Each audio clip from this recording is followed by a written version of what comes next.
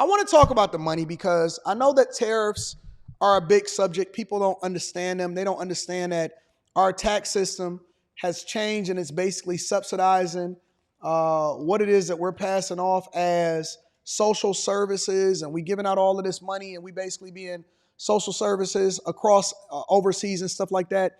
And one of the big sticking points within the UAW, even though the Biden administration had basically sought and won Shawn Fain, president of UAW's approval, they could not get the Teamsters union approval, and with good measure, because we need to understand why money plays such a huge role in politics and why most of the UAW members did not endorse and did not vote for Kamala Harris, and they weren't going to vote for Biden, even though the union president, Shawn Fain, sold out his whole body, the whole body of workers. He sold them out in order to give his vote of confidence over to Biden just because he went over there with a teleprompter. And I always wonder, how are these people, what are these conversations that's happening behind the scenes?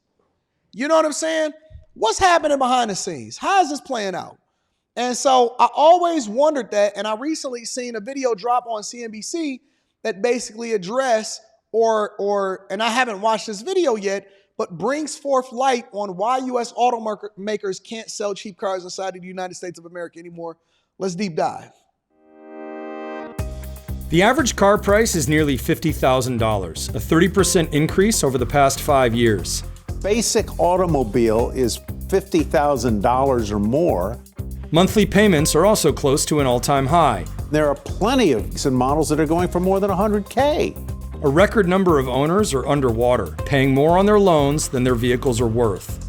Even so, automakers have resisted making cheaper ones. Margins are slim and costs are high.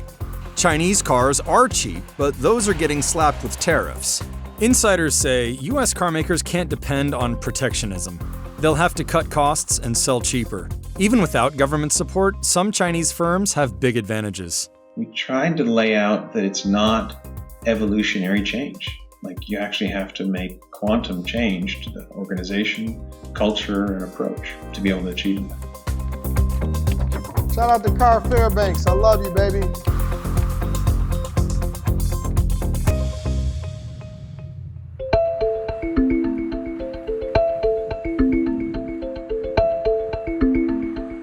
Americans are paying more for nearly everything than they were a few years ago. But car prices have outpaced even inflation. They're off pandemic-era highs, but not by a lot. What do you think about how car prices have been over the last few years? They're astronomical, but I mean, the technology keeps advancing. Technology isn't free. I shopped around quite a bit. Before, I was driving a Toyota Highlander, and the prices had went up a lot. And it was not all electric, and I wanted to move to something more environmentally friendly. So I went with the Tesla. Oh my goodness. I was trying to repurchase a Camry and using the prices that I had from 10 years ago, and it just wasn't, it wasn't the same. So what does the industry consider an affordable car? According to the Center for Automotive Research, it would cost about $25,000. The average U.S. household spends about 15% of income on transportation. That's everything: car, gas, maintenance, and so on. They must not have been to the hood, because that's wrong. That is not an accurate assessment of what people say. Let me tell you something. I don't know where they're getting that number from, but I will tell you, as a person that has coached hundreds, if not thousands of people on their finances and their budget, and went through and seen what people are making and what they're spending on their cars, I will tell you that it's some people that spends upwards of 25, 30, 40% of their income on cars. And I don't think that we've really made ourselves, that we've educated ourselves to the point to where we really need to understand exactly how we are spending our budget. Most people don't even have a budget. Most people pay their bills off of memory.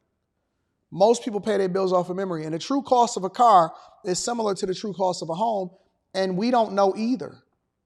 We don't know either, because I'll give you an example. Some people, they go and buy a home, and let's say that they get a realtor and they get approved, and they say, you're approved for this amount. And so most people, they go and look for a home based off of what they're approved of. If you approve $500,000, $600,000, $700,000, you usually go and look at homes that said $500,000, $600,000, $700,000. And they say, well, this is what my house note will be. but they don't really take into consideration the true cost of a home. What about property taxes?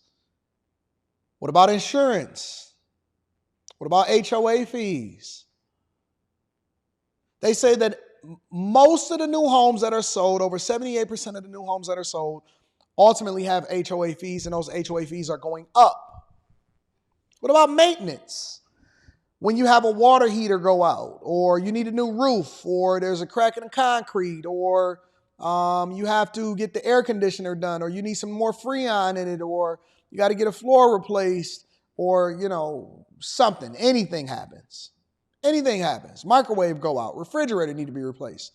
None of those costs are baked into the true cost of ownership, home ownership. And so when you see people a lot of times and they say, well, it's better to own than to rent.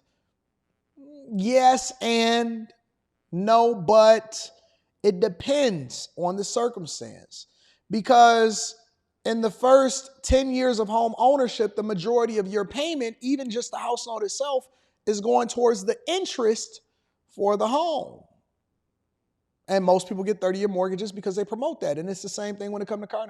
We have become so ingrained in financing that we think that it's normal to have a car note, and it is not supposed to be that way. That is a tactic that has been strategized and implemented by the banks and the industry itself.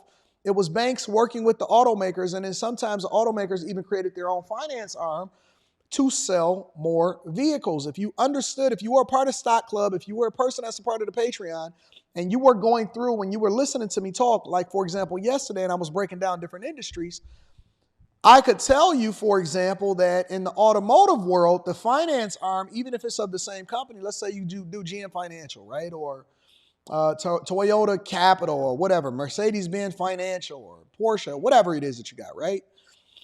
That the minute that that car is manufactured and shipped over to the dealership, that is counted as a sale regardless of whether or not somebody actually purchases the vehicle.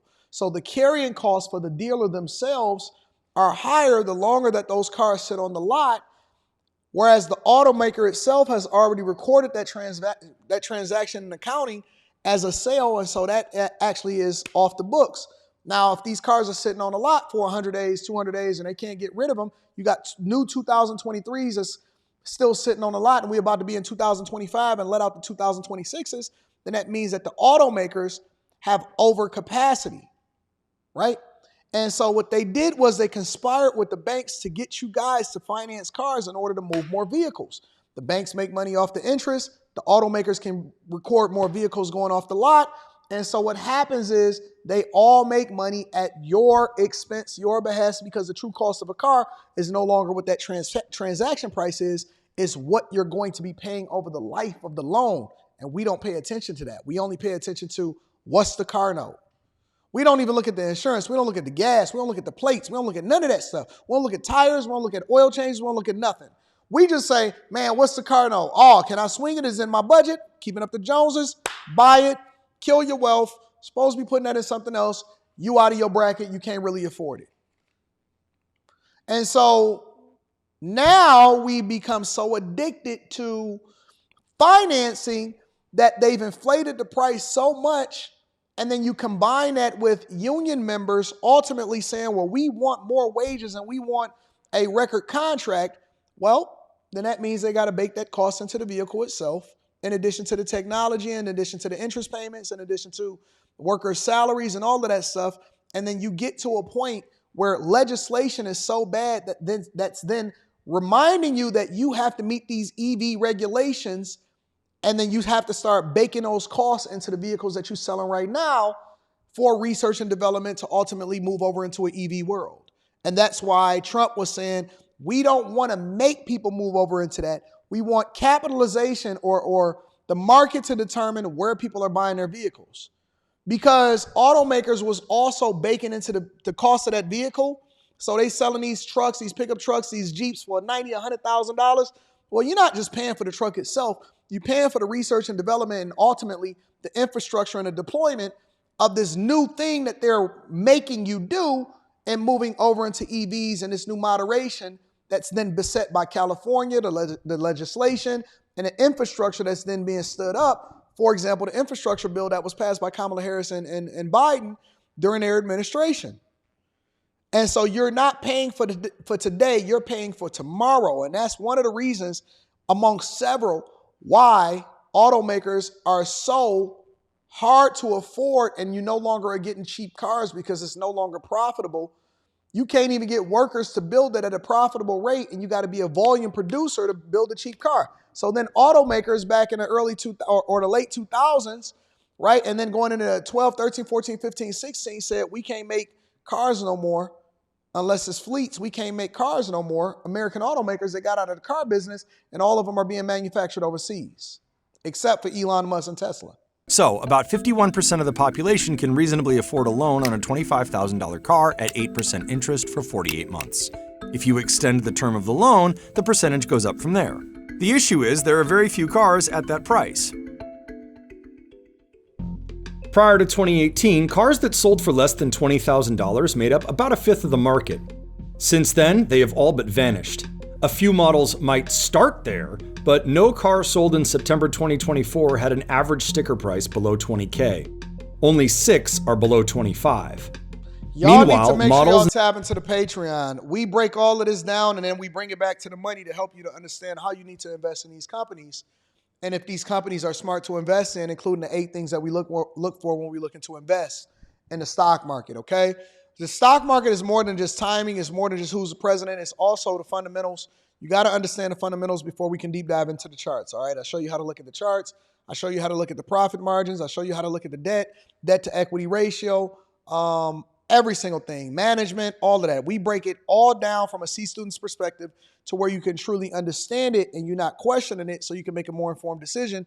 And then that thing affects every part of your life. Sales of new cars over $60,000 have soared. You're selling directly to people who want a lot of bells and whistles, and so there isn't a lot of direct targeting of people who would want a small, cheap car. This might be a strategic mistake. Here's how they got so expensive. Factor 1, the continued rise of the sport utility vehicle. They went from about 30% of sales in 2009 to over 50% in 2019. Americans just love big cars. They do. When Ford released the now discontinued subcompact EcoSport SUV, it said the average price would be $4,500 higher than Ford would get from the Fiesta, even though the SUV and the car shared the same platform. Second factor, priorities changed. The legacy automakers in the US have been pretty explicit about we are going for profits, we are not going for volume. And so we are going to sacrifice volume if it gives us a bigger margin. And that's a different strategy than they've followed in the past. GM has become known for this strategy, especially under current CEO Mary Barra. Fiat Chrysler, now Stellantis, was very early to cutting high volume but low profit vehicles like sedans. In 2023, profits at GM and Ford were the highest in at least a decade, and Stellantis reported a record. Many global automakers have enjoyed similar gains. General Motors, for example, has these activist investors sitting on their board, and if they don't buy back billions of dollars worth of stock, Mary Barra could be out of a job. And so it forces a more short-term calculation than she might want. I think that but Mary automakers have had to great make CEO investments too. in technology that they weren't certain would That's pay an off. example of a female leader that I think is a great CEO. I think Mary Barra is a very smart and a good CEO, and I think that she's running GM really well right now. Like EVs, software-defined vehicles, advanced safety, driver assistance, and autonomous driving. That money has to come from somewhere. The one meaningful way to make that transition from a financial standpoint is to create a highly profitable internal combustion engine business and continue to manage those profits while you reduce the number of vehicles. And so you have to continue to make good profits to generate the free cash flow you need to feed the EV ever-hungry side of the business. That's exactly The trouble what for I was automakers, telling the about. business is not that profitable compared with others. About 70% of a vehicle's price goes to the direct cost of producing it. Tough this smart. Which includes robotics, it includes retooling these factories, it includes assembly, it includes worker pay, it includes materials, it includes stamping, it includes all of the subsequent suppliers that supply you all of the stuff. It includes steel. everything that goes into it, 70% of a car, well, traditional cars, not Teslas, goes into producing the vehicle. Only be called F-150. About 20 to 25% goes to marketing and everything else. That leaves a 5 to 10% profit.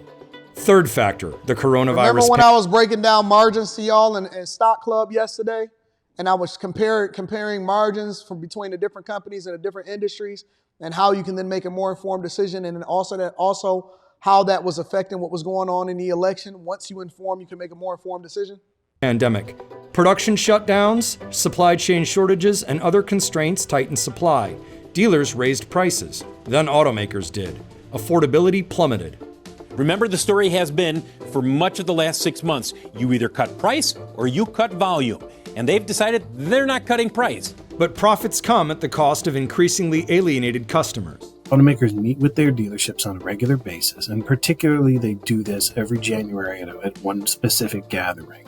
And the news that came out of that gathering last year was dealerships were saying, please send us more things that we can profitably sell for less. I guess that's the message they're getting from people walking in the door. So the question is, how do American automakers get those prices down? There is some wind at their backs. EVs are expected to get cheaper with time. Battery costs are falling faster than forecasted, with big drops to come. New, stronger forms of steel may allow car makers to use less. The simple skateboard platforms EVs are built on are easily adapted to vehicles of different sizes, spreading out costs. The Chevrolet Equinox, GM's least expensive EV, is about $300,000 less than the Cadillac Celestiq, GM's priciest, but they use the same platform. New manufacturing methods can help too. Tesla said its proposed, but not yet implemented, unboxing method can cut costs in half and factory size by nearly that much. Automakers might also partner and consolidate. Two companies can share production lines and make similar cars with different brands. One can contract with another to build vehicles for a country where the first has no presence. Could be a BYD setting up shop in Mexico, having a partnership with one of the U.S. car makers or brands, and then they sell vehicles here. Right now, the biggest thing about the tariffs is that Chinese automakers, including BYD, which is largely an electric vehicle platform, is being subsidized by China themselves. And then they're trying to circumvent those tariffs. Well, prior to Trump getting in office, they were trying to circumvent the tariffs by basically building and then shipping over and then assembling them over in Mexico and then shipping them into the United States of America, which is one of the reasons why Trump wanted to renegotiate the North American Free Trade Agreement between Canada and Mexico, in addition to the tariffs on China. So